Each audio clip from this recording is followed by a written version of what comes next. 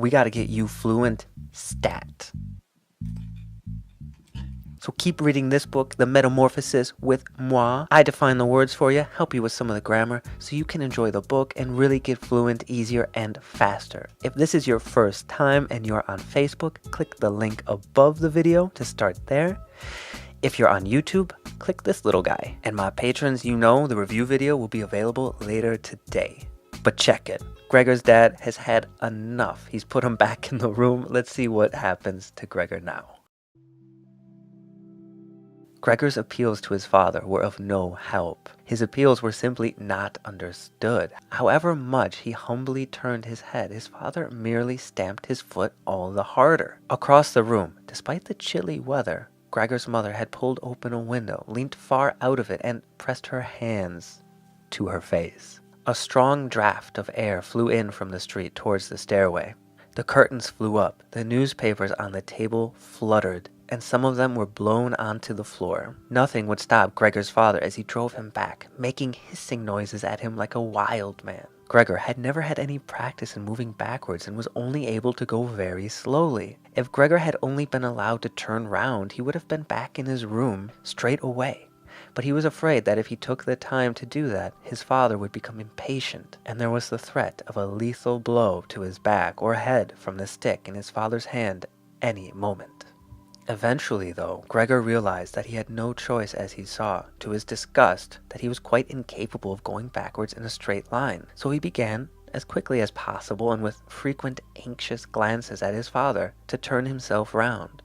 It went very slowly, but perhaps his father was able to see his good intentions as he did nothing to hinder him. In fact, now and then, he used the tip of his stick to give directions from a distance as to which way to turn. If only his father would stop that unbearable hissing. It was making Gregor quite confused. When he had nearly finished turning round, still listening to that hissing, he made a mistake and turned himself back a little the way he had just come. He was pleased when he finally had his head in front of the doorway, but then saw that it was too narrow, and his body was too broad to get through it without further difficulty.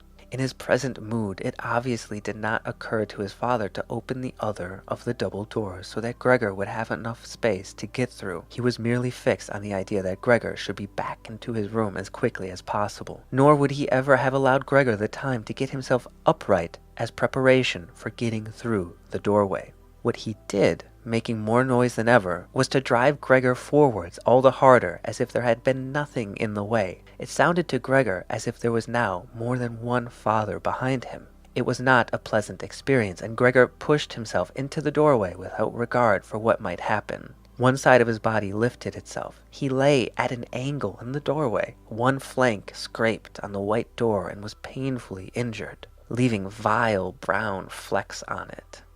Soon he was stuck fast and would not have been able to move at all by himself. The little legs along one side hung quivering in the air, while those on the other side were pressed painfully against the ground. Then his father gave him a hefty shove from behind, which released him from where he was held, and sent him flying and heavily bleeding deep into his room.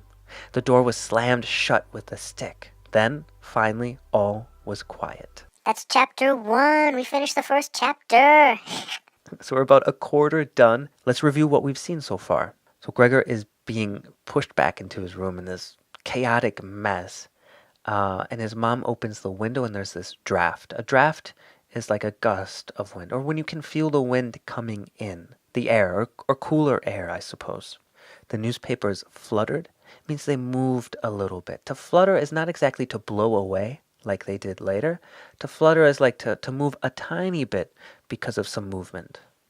It's kind of like hovering or moving lightly because of wind. To hiss is tss. So for animals, we say that snakes hiss. Tss. And to hiss at someone, cats also hiss. Ks.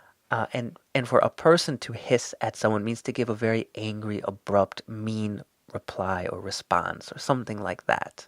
If something is lethal, it means that it's deadly. So Gregor is worried about getting a lethal blow or hit from his father. He's giving these anxious glances. If you're anxious, it means you're nervous and a bit preoccupied. And a glance means a quick look, to glance. What else do we got here?